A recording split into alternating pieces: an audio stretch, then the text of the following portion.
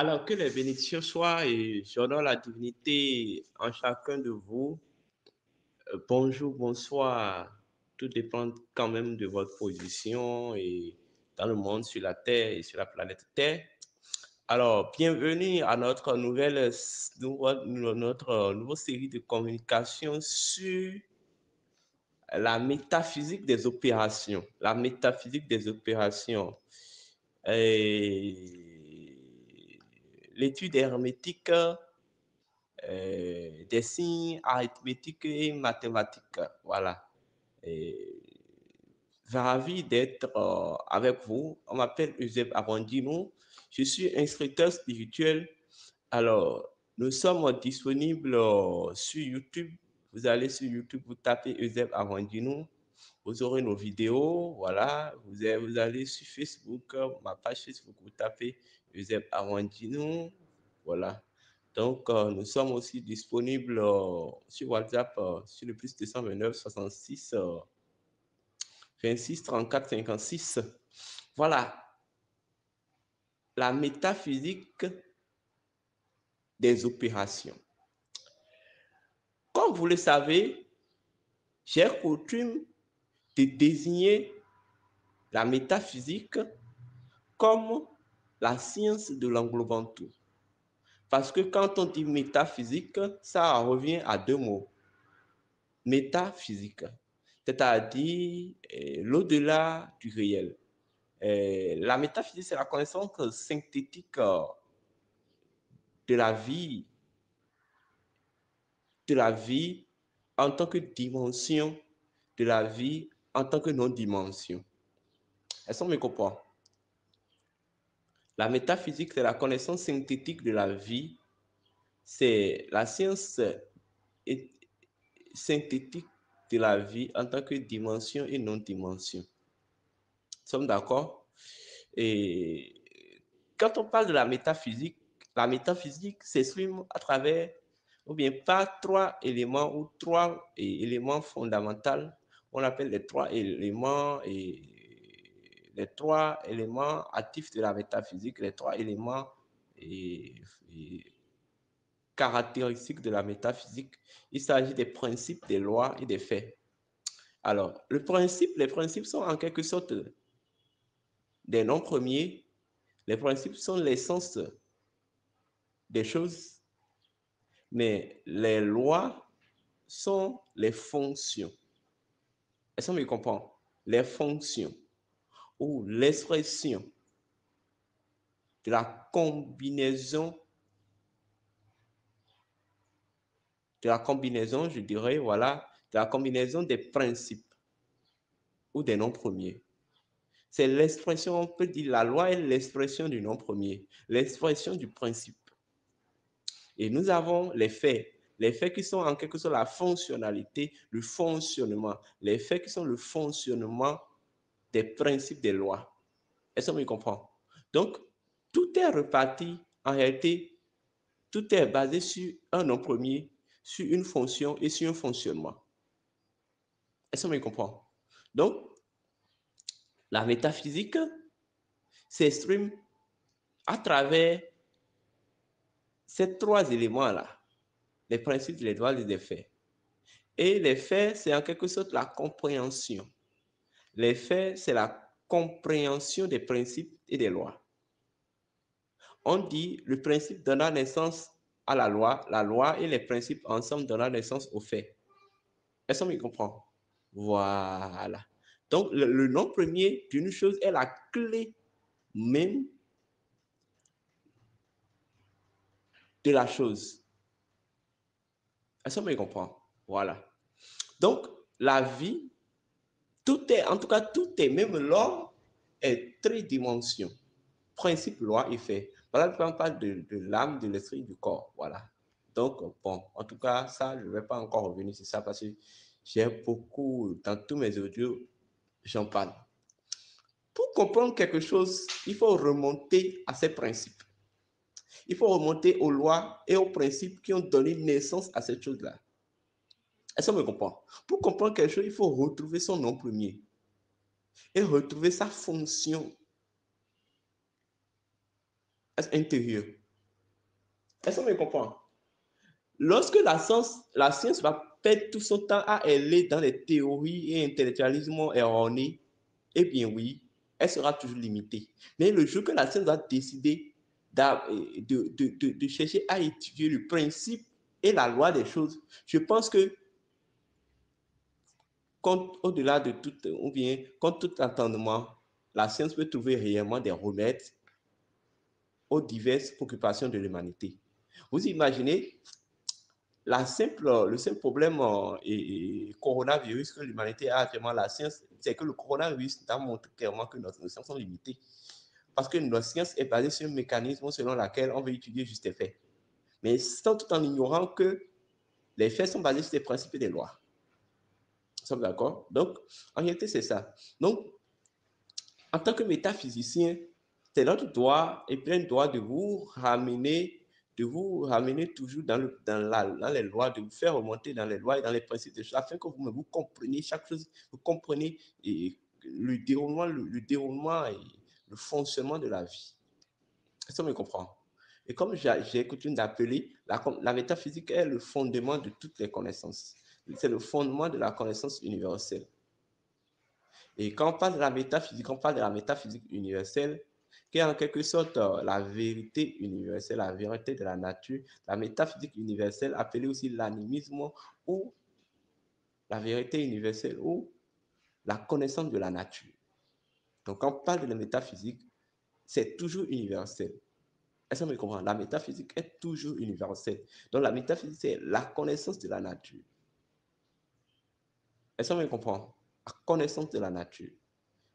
Donc, c'est de la métaphysique est issue toutes les autres sciences et connaissances spirituelles. Ça, si vous ne voulez pas, même sciences et connaissances scientifiques ou technologiques, tout est issu de la métaphysique. Alors, une fois encore, nous allons remonter à l'essence, remonter en métaphysique pour vous expliquer certaines choses. Dans notre série de communication, dans notre saga de connaissances actuelles, nous allons parler de la métaphysique des opérations arithmétiques et mathématiques. Est-ce qu'on me comprend? Parce que vous n'êtes pas sans savoir que, comme j'ai coutume d'appeler, comme vous le savez, j'appelle la métaphysique la science de l'englobant tout. Et dans cette science existent toutes les connaissances, dans leur essence, dans leur dimension universelle, dans leur dimension spirituelle. Est-ce qu'on me comprend? Donc la métaphysique est l'essence de toutes les notions universelles dans leur dimension spirituelle, dans leur analyse spirituelle. Nous sommes d'accord? Et on dit que c'est le spirituel qui donne naissance à tout, c'est le spirituel qui est l'essence de tout. Donc, même si on peut comprendre la science, on doit revenir au spirituel. Donc, vous devez savoir que toutes les sciences ont été toujours inventées par les spirituels, ont été toujours découvertes par les spirituels, même depuis les Égyptes antiques.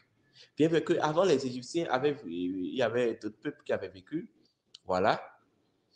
Quand on parle de la mathématique, ça fait référence à deux choses, l'arithmétique et la géométrie. L'arithmétique et la géométrie. Alors, nous allons remonter dans la mythologie égyptienne. Parce que vous ne voulez ou pas, les Égyptiens,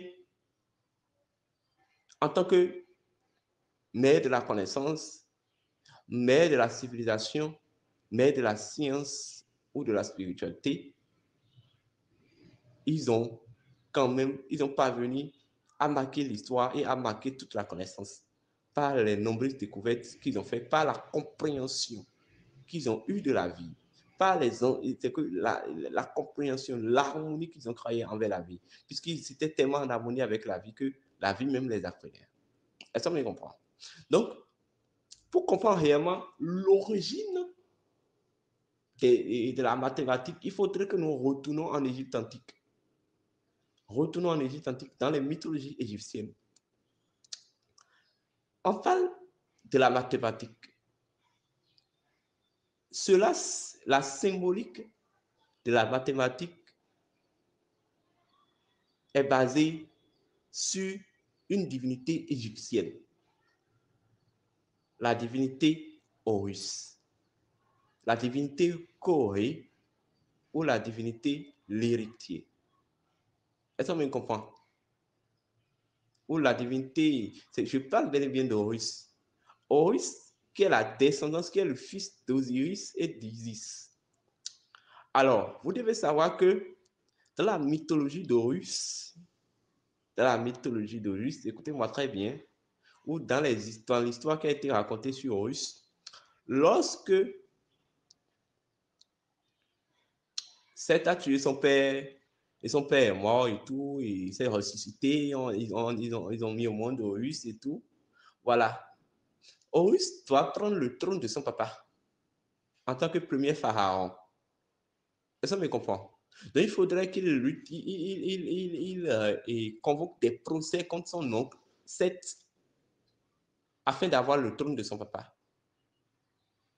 Donc, au tribunal, écoutez-moi très bien, au tribunal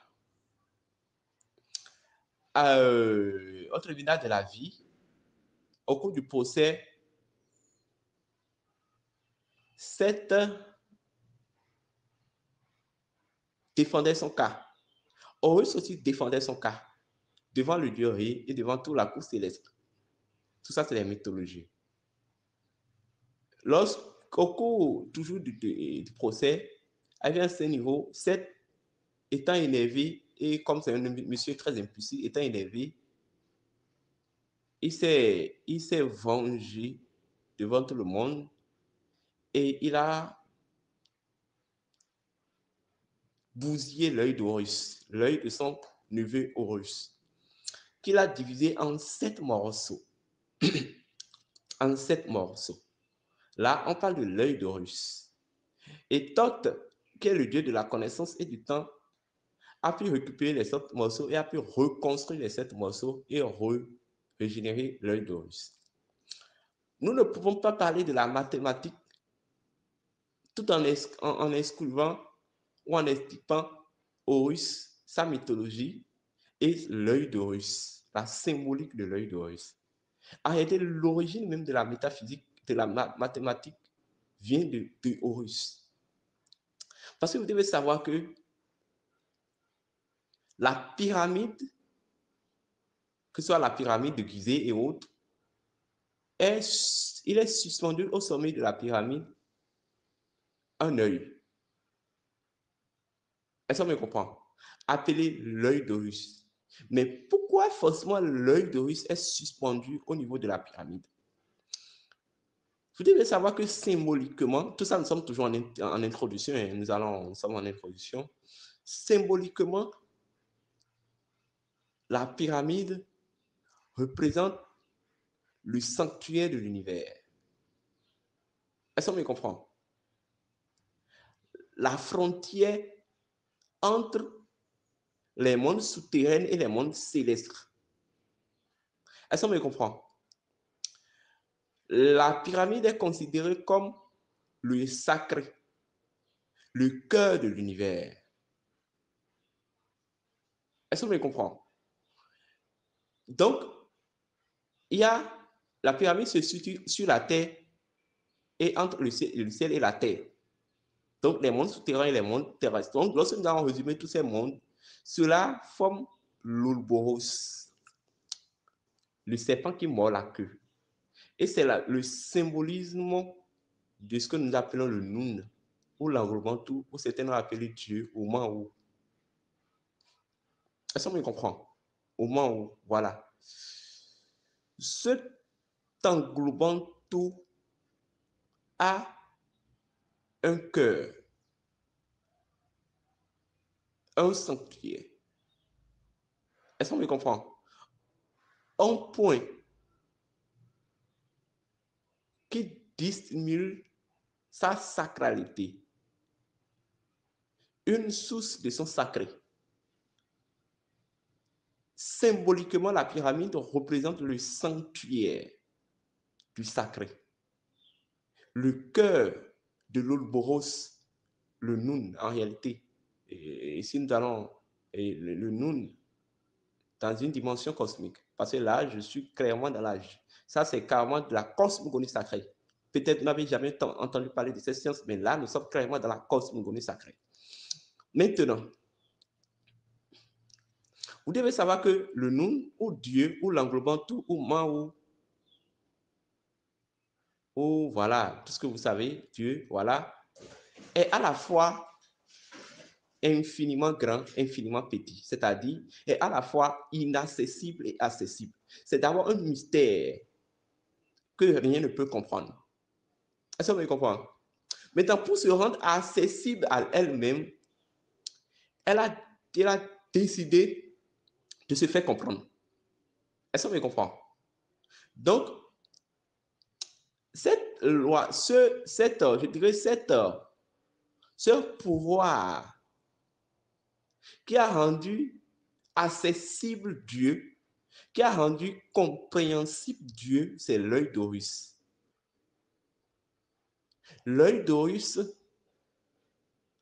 symbolise l'oracle.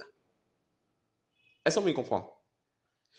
L'œil d'Horus est ce pouvoir, ce potentiel par lequel Dieu même, en tant qu'inaccessible, devient accessible, devient compréhensible, se comprenne. Est-ce qu'on me comprend? Voilà. Maintenant, d'où est issu les mathématiques? Parce que l'œil d'Horus, en tant que source potentielle qui transpose l'inaccessible en accessible, et oui, est la source du mesure. Est-ce qu'on me comprend? Du mesure et de la géométrie. Je dirais du mesure et de l'équation. Est-ce qu'on me comprend? Ce sont les deux facteurs, les deux facultés fondamentales, les deux facultés principielles de la mathématique. On parle du mesure et de l'équation. Est-ce qu'on me comprend? Parce qu'on dit Dieu est infiniment grand et Dieu est éternel et illimité. Nous sommes d'accord? Quand on parle de l'éternité, ça veut dire que Dieu a une dimension, Dieu est d'une dimension non équationnelle. Est-ce qu'on me comprend? Maintenant, quand on parle de l'infinité, parce qu'on dit l'infiniment illimité, on dit l'infiniment illimité, l'infiniment éternel. Quand on parle de l'éternité, quand on dit de l'illimité, là, on parle de la dimension non mesurable de Dieu. Est-ce qu'on me comprend? L'œil d'Horus est la symbole cosmique de la mathématique, le symbolisme universel de la mathématique. C'est la source potentielle de la transposition, de la transcription d'un mystère à une compréhension de l'inaccessible à l'accessible. Et ça, c'est me voyez. Donc, là, j'espère que je suis clair. Dieu est éternel. Dieu est illimité. Là, on parle des deux grands agrégats de Dieu. Les deux grands agrégats de Dieu. Dieu est éternel. Dieu est illimité. Nous avons, donc ça donne essence, en fait, le principe qui a pu synthétiser, résumer synthétiquement ces deux agrégats de Dieu, c'est l'œil d'Horus. L'œil d'Horus. Quand on parle de l'éternité, c'est pour parler de la non-équationnement de Dieu. La chose qu'on ne peut pas équationner. Quand on parle de l'infinité ou l'illimité, c'est pour parler de la dimension non mesurable de Dieu. Alors, l'œil d'Horus est en quelque sorte ce principe qui a pu résumer,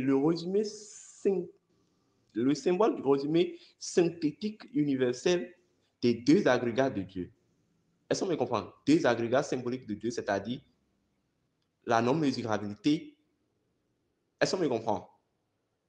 Et la non-équationnalité de Dieu. C'est les deux là qui donnent, ou bien qui montrent maintenant combien de fois l'englobement tout ou Dieu est un mystère. Est-ce qu'on me comprend? L'œil d'Horus est cet outil, est cette source potentielle qui démystifie le mystère de Dieu, qui rend compréhensible le mystère de Dieu. Tout est issu des mathématiques. Est-ce qu'on me comprend? Parce qu'on parle de mathématiques, on parle de la mesure et on parle de l'arithmétique et des géométries, c'est-à-dire la mesure et les équations. Est-ce qu'on me comprend? Voilà. Voilà l'origine même de la métaphysique, selon et voilà l'origine des arithmétiques, de la mathématique, entre parenthèses, arithmétique et géométrie, selon la métaphysique universelle et dans les mythologies égyptiennes. Est-ce qu'on me comprend? Voilà, j'espère que vous avez bien compris. Voilà, donc, quand on veut parler de mathématiques, à tout seigneur, tout honneur, tout seigneur, il s'agit de l'œil d'Horus. Quelle est l'origine? Quelle est la source de toute mathématique, de toute arithmétique et de toute géométrie? Parce que c'est la symbolique de la synthétisation des deux agrégats fondamentaux, des deux agrégats transcendantaux de Dieu en tant que mystère. Est-ce qu'on me comprend? Pour comprendre, vous ne pouvez pas comprendre le Dieu sans la mathématique. Est-ce qu'on me comprend? Voilà. Donc, c'est en réalité ça. J'espère que vous avez carrément compris, vous avez une idée de ce qu'on veut dire. Donc, dans les conversations, dans les communications à venir, nous allons rentrer plus dans les détails et vous allez encore comprendre plus profondément. Je vous remercie de m'avoir écouté. Je vous demande d'avoir un esprit de discernement. Je vous demande de partager ces enseignements, de partager ces audios, de partager ces vidéos autant que possible. Merci beaucoup. C'était Euseb Arwandine. Alors, gros bisous à vous. Que les bénédictions soient.